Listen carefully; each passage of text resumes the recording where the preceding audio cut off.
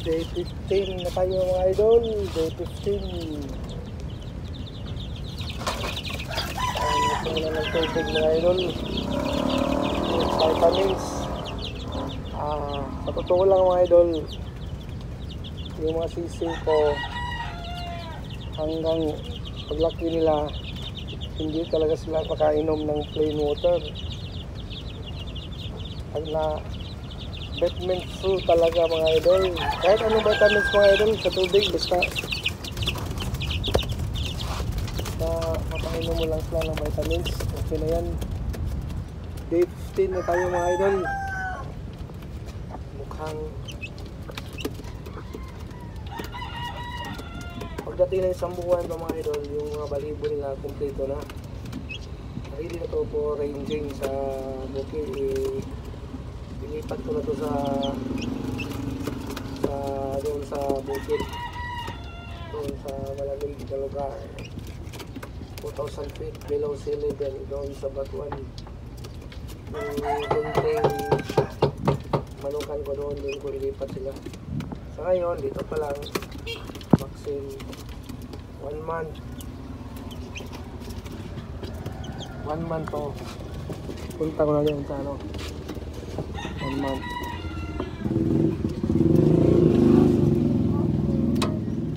Tahan ko na doon.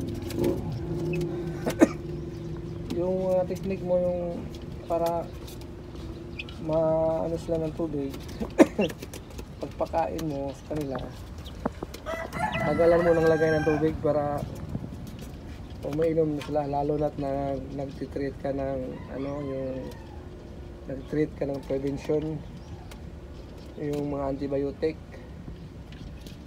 mapait yan eh. So kung magpainom kayo ng mga antibiotic, nagtitreat kayo prevention, pag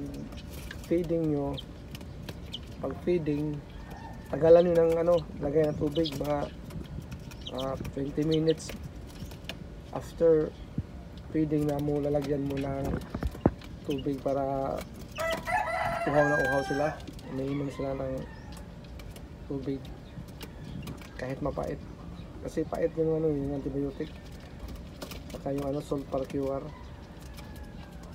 So nasa day 50 na tayo mga idol.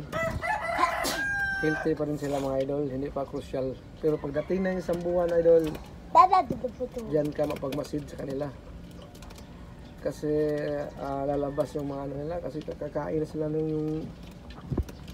yung kanilang dumi, na yung mga dumi na matigas, kakainin na nila. So hindi pa yung immune system nila, so yun lalabas yung oxidya. Lahat naman siguro may darating na sakit sa pagdating ng isang buwan, kasi diyan